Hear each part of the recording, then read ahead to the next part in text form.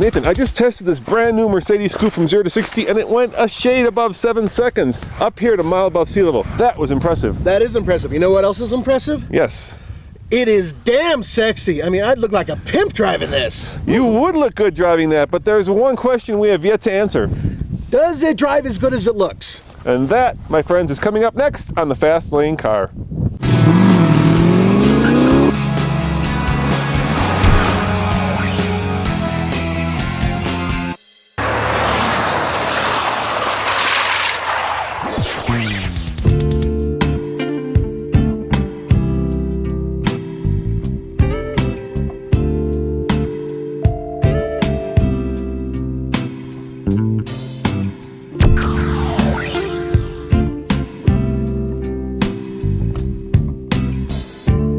All right guys, so under the hood is a 3.5 liter V6 that's mated to a 7-speed automatic transmission. It puts out 302 horsepower and 273 pound-foot of torque.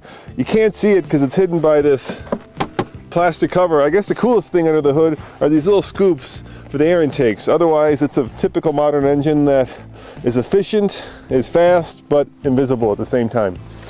This car is so above my head when it comes to class. It actually makes me feel good because I love looking at it and I could never dream of owning it. That's a good thing for you guys out there who are interested in this car, especially when you look at the front end. The new sophisticated lighting system up front, LEDs and everything else, oh, beautiful. And it goes all along the side. It actually has the same silhouette as the old E series. But if you come over here, this is huge. Look at this line, how it traces upwards. It is so classy, kind of has like a Bentley feel to it.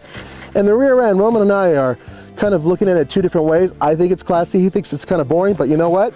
Mwah! It deserves that because that is a nice German ass.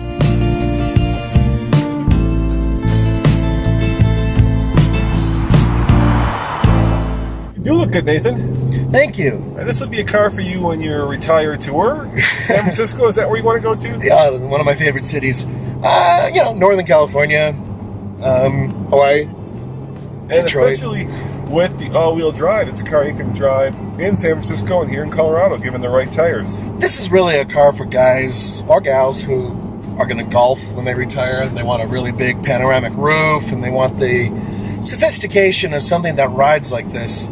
It's such a wonderful car. Just creamy, smooth.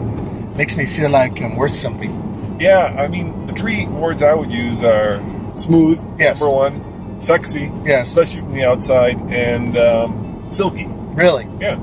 I would use the word elegant. I think elegant is, you know, when you look it up in the dictionary of automotive, you get a picture dumb, of this should be there.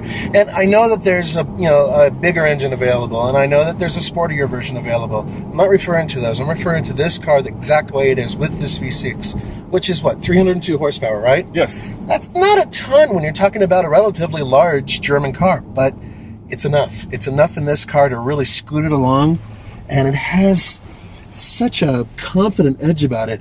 The interior of the Mercedes is very old school, and what I mean by that is traditional. There's a lot of fine wood here.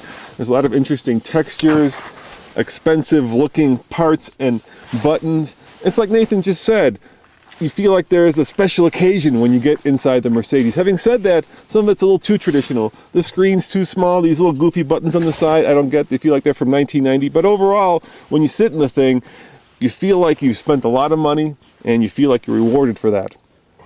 Nathan, this Mercedes competes with cars like the Audi A5, and they're all pretty tight, but it's exceptionally tight back here. Yeah, the roof slopes back really, really rapidly here, so if you're over 5'9", I would imagine you'll have a problem with headroom. I can't get my hip. There we go. Oh, Tommy, you mean little man. That's See, it's a nice not feature. stopping. It's a nice feature. No, it's a bad feature. See here? Oh, look, it hit your... and then it moved forward a little bit. Yeah, the Germans figure these things out. Yeah, but there's a problem. Yeah? My feet are now stuck underneath. I can't really move them. You know what the best thing about being in the back seat is? What? Getting out of it. Get out of it. Oh. Move forward. Move, I say.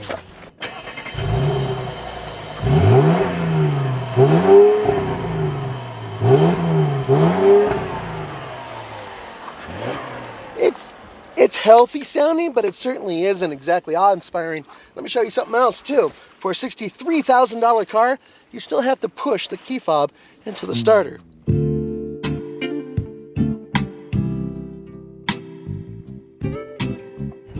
When you're going through corners, you feel like, okay, I don't want to push it too much, but when you do, it still grabs. That all-wheel drive, magnifique.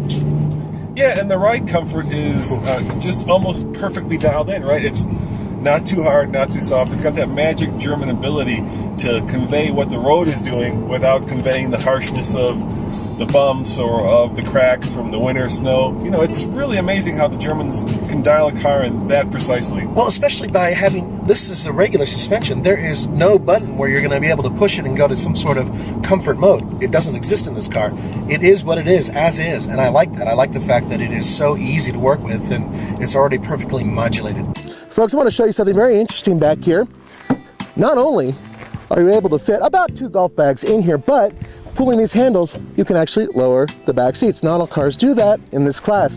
And in this particular case, you can get a cross between a human being and a giraffe in the back. If you notice, right there.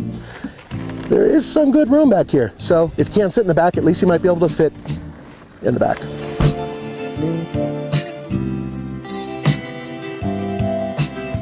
And you know what? Roman and I discussed this recently. There are very few cars that can pull off the color white and look really, really good. This is one of them. This is one of them, by far. It is a very pretty car in white. And actually another car that's very, very pretty in white is the A5. Interesting, because I think they compete with each other directly.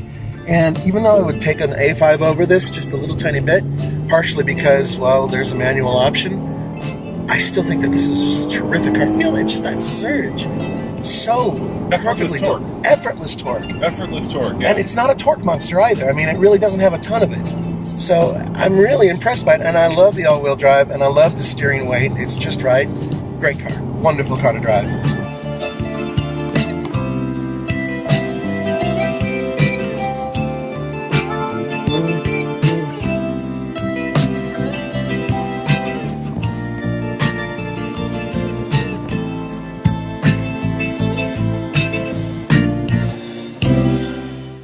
Nathan, when I first got into this Merc, it was a definite rented, but then the more I drove it, the more I fell in love with it. But I couldn't quite get to a buy it because, well, like there's that goofy stalk that serves as a drive lever. There's the fact that in the $63,000 car, you don't have a push start. So on the TFL scale of buy it, lease it, rent it, or forget it, I'm gonna give it a lease it. How about you?